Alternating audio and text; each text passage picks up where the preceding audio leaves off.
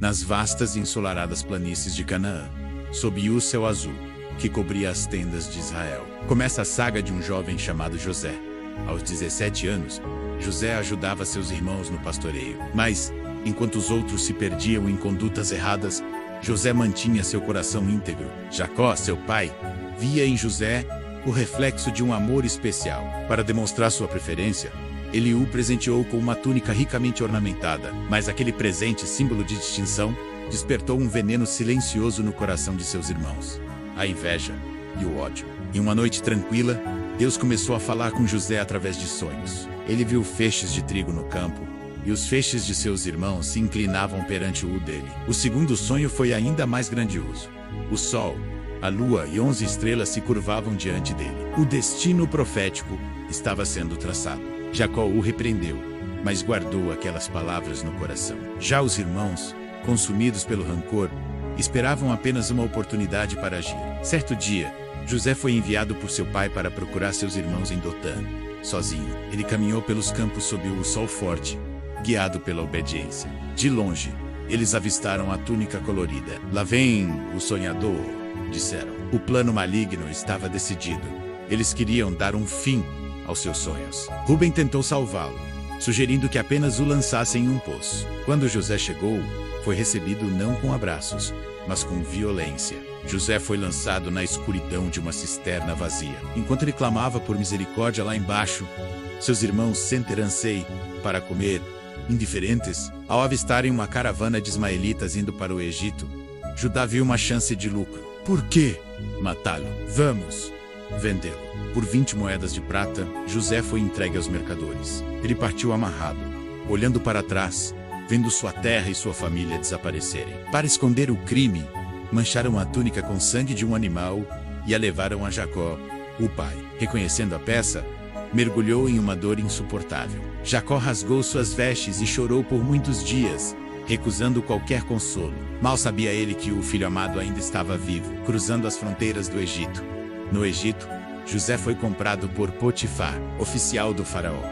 Mesmo como escravo, a mão do Senhor prosperava tudo o que ele fazia. Diligente e sóbrio, José organizou a casa de seu senhor. Potifar, vendo tamanha competência e bênção, entregou tudo o que possuía aos cuidados dele. José tornou-se um homem vigoroso e de bela aparência. No entanto, sua integridade seria colocada à prova pela esposa de seu senhor.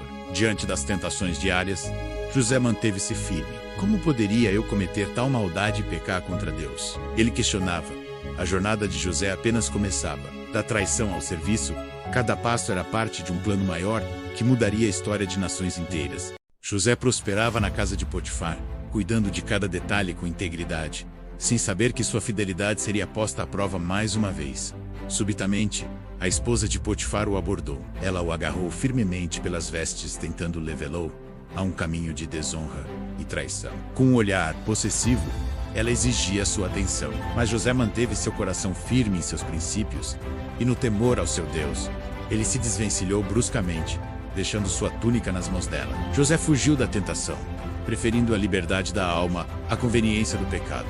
A rejeição transformou o desejo em ódio. Com a túnica de José em mãos, ela planejou uma vingança cruel para destruir aquele que a recusou. Ela gritou por socorro, fingindo ser a vítima. Seus gritos ecoaram pelos corredores, atraindo os servos da casa para o centro de sua mentira. Apontando para a roupa de José, ela contou uma história distorcida, pintando o jovem hebreu como um agressor diante de todos os presentes. Quando Potifar chegou, ouviu o relato calunioso. O homem que tanto confiava em José sentiu o peso da traição que acreditava ter sofrido. A ira tomou conta de Potifar. Sem chances de defesa para José, a ordem foi dada imediatamente. O hebreu deveria ser lançado na prisão. José foi agarrado e levado sob custódia. Mais uma vez, sua vida virava do avesso, sendo punido justamente por fazer o que era certo. Os pesados portões da prisão real se fecharam, selando o destino de José em um lugar de escuridão, correntes e aparente abandono. Sentado no chão frio da cela, José não se desesperou. Sua paz não vinha das circunstâncias, mas da certeza de que Deus estava com ele. Um feixe de luz atingiu seu rosto, simbolizando que, mesmo na prisão mais profunda, o Senhor não o havia desamparado nem por um momento. Até o carcereiro percebeu algo diferente naquele prisioneiro. Viu que o Senhor prosperava tudo o que José fazia. Mesmo dentro daquele cárcere, confiando plenamente na integridade do hebreu, o carcereiro entregou-lhe as chaves e a responsabilidade sobre todos os outros prisioneiros. José tornou-se o administrador da prisão. Onde quer que estivesse, sua liderança e caráter brilhavam, transformando aquele ambiente hostil em ordem. O carcereiro podia descansar. Ele não precisava supervisionar nada sob os cuidados de José, pois sabia que tudo seria feito com perfeição. Os dias se tornaram meses. O tempo passava lentamente entre as paredes de pedra. Enquanto José aguardava pacientemente pelo tempo de Deus, certo dia, 2 novos prisioneiros chegaram, o copeiro e o padeiro do faraó. Homens da corte agora dividiam o mesmo destino que José. O próprio faraó, em um acesso de fúria, os havia lançado ali. A política real era instável, e ninguém estava seguro da ira do monarca. José, com sua habitual diligência, passou a servir aos 2 nobres caídos. Ele via a dor deles e agia com compaixão e humildade. Em uma noite de silêncio absoluto, ambos tiveram sonhos perturbadores. O destino parecia sussurrar segredos através do sono inquieto daqueles homens. Pela manhã, a tristeza estava estampada em seus rostos. José, percebendo a angústia deles, aproximou-se com genuína preocupação. "Por que estão tão tristes hoje?" perguntou José.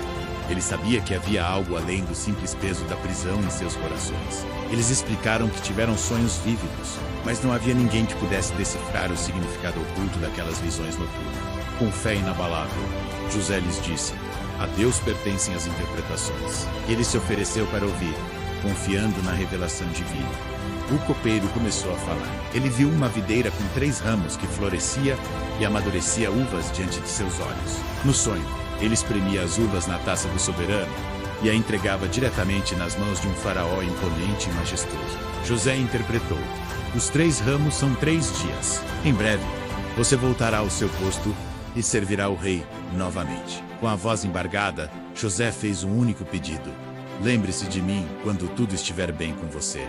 Fale ao rei a meu favor." Ele revelou sua origem hebraica e a injustiça que sofrera, tanto em sua terra quanto no Egito, onde foi preso sem culpa. O padeiro, encorajado pela boa notícia do companheiro, decidiu compartilhar seu próprio sonho, esperando por um destino igualmente favorável. Ele sonhou que levava 3 cestos de pães brancos sobre a cabeça, preparados com as melhores iguarias para a mesa do rei. Mas aves de rapina desciam do céu e comiam os pães diretamente do cesto, enquanto ele não podia fazer nada para impedi-las. José interpretou com gravidade: "Os 3 cestos são 3 dias.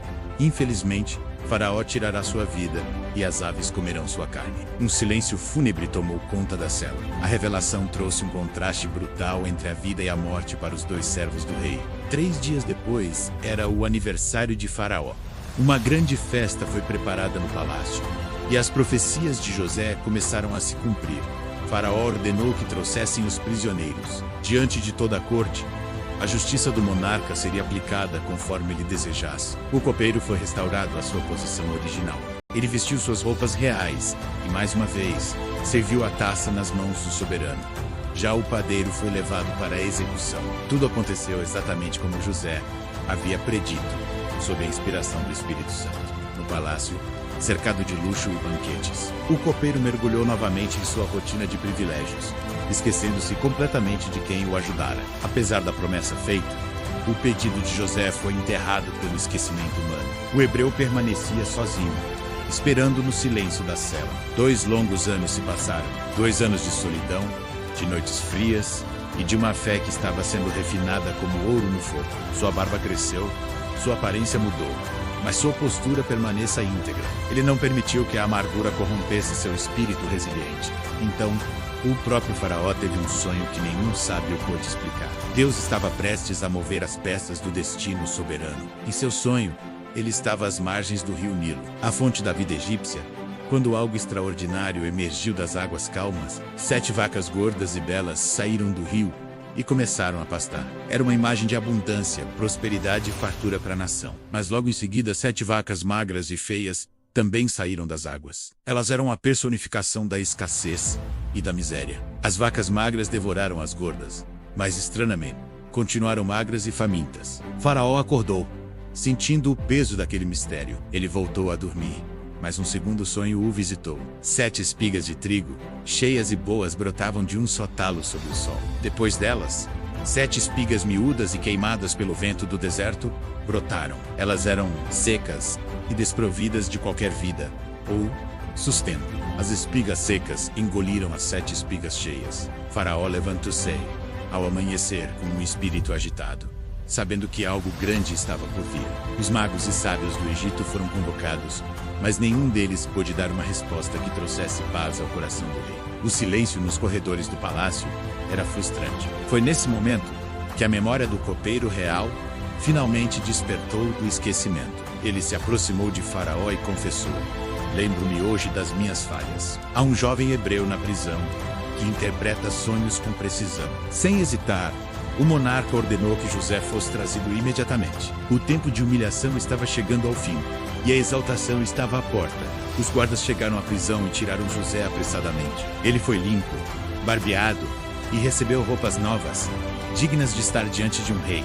José caminhou pelos corredores opulentos. Seus pés, que antes estavam correntes, agora pisavam o chão do palácio mais poderoso da terra. Faraó olhou para ele e disse: "Ouvi dizer que podes interpretar sonhos." A expectativa de uma nação inteira repousava agora sobre o hebreu. Com humildade, José respondeu: "Isso não está em mim. Deus dará resposta de paz ao faraó." Sua confiança estava aí naquele que o guiou. O momento da revelação havia chegado. O prisioneiro esquecido estava prestes a se tornar o salvador do Egito e de seu próprio povo. No silêncio absoluto do magnífico salão do trono, o faraó começa a relatar os sonhos misteriosos que tiraram sua paz ao jovem José.